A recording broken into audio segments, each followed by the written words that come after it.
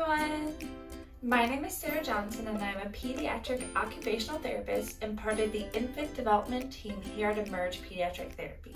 And I'm also a certified lactation consultant, or a CLC, and I'm here today to talk to you about why you might seek out a lactation consultant and what we can offer you here at Emerge in regards to lactation consulting.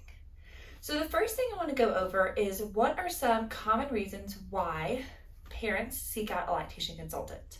So we typically get referrals for infants that are frequently popping on and off of the breast. So they might be breastfeeding and then pulling off and going back on and doing that repeatedly during a feed.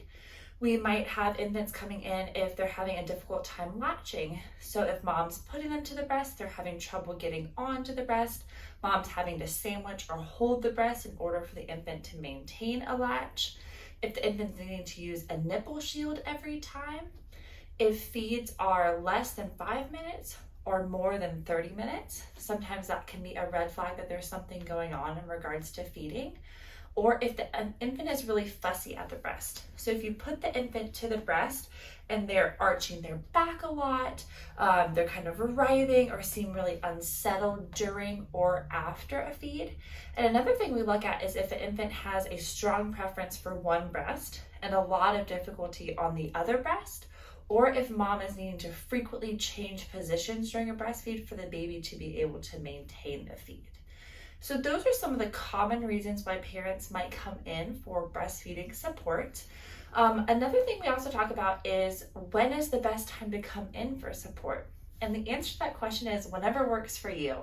As a lactation consultant, we can work with infants who were just born, a couple days old. We can also work with infants that have been breastfeeding for months. So whenever in your breastfeeding journey, you feel like maybe you need a little bit of extra support, we are here and more than happy to help you at any time. Lactation support is not just for first-time parents. A lot of times we see infants that mom has successfully breastfed one or more children, but for some reason this infant's breastfeeding journey is a little bit different. We can also work on troubleshooting and addressing any of those things that come up as well. So a little bit about what a lactation session might look like. So when you come in for a lactation session, it's all based on the baby's cues. So if you come in and the baby is already hungry, we would go ahead and start with a breastfeeding session. And during that session, there's a couple main things I'm looking at to see how the infant is doing with breastfeeding. So the first I'm looking at is actually their body alignment. So when they're at the breast, are they able to keep their body in a straight line with their shoulders and their hips? Are they able to turn completely towards the mother?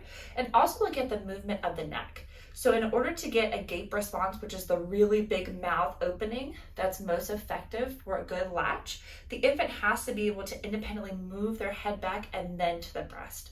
So if there's any restriction in the neck range of motion, sometimes we can see some difficulties with breastfeeding. So that would include looking at a full body exam, seeing if there's any restrictions in the trunk, also looking at the neck.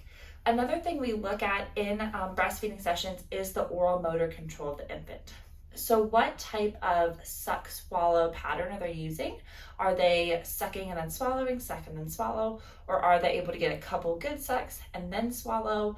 What does it look like in regards to which muscles are working? So sometimes parents will come in and say, my infant is chomping at the breast. And a lot of times that means that they're using an up and down motion, kind of more forward towards the lips, which is a less effective motor pattern for sucking, as opposed to a good, we call it a rocker motion, which is where the entire jaw is involved. And that an infant is able to maintain for longer and they're able to get milk out more easily. So look at the oral motor control. We'll also look to see if there's any oral motor restrictions or any difficulties obtaining a latch, maintaining it, if the infant's fatiguing at the breast, and doing a whole oral motor exam. And then the other thing we'll also work with is the mother and her comfort level during feeding. Sometimes we'll have mothers come in and report pain while they're breastfeeding. What we've seen from the research and from mothers' perspectives of breastfeeding is that tugging is a common feeling during breastfeeding, but pain is often a sign that there's something more going on. So we look at the infant's the whole picture of the infant, so their oral motor, their whole body, how they're engaging in their breastfeeding session, but we also look at the mother's comfort during it. So if there's any pain during, if the nipples are misshapen afterwards, and also the body mechanics of the mom. Looking at, are there any additional positions we can do for the infant? Is there a way for mom to be more supported? And how can we make sure that breastfeeding is comfortable for both the infant and the mom? If you have any concerns about breastfeeding for your infant, or any concerns about your infant's development in general, please feel free to reach out and we'll be more than happy to chat with you. Thanks so much.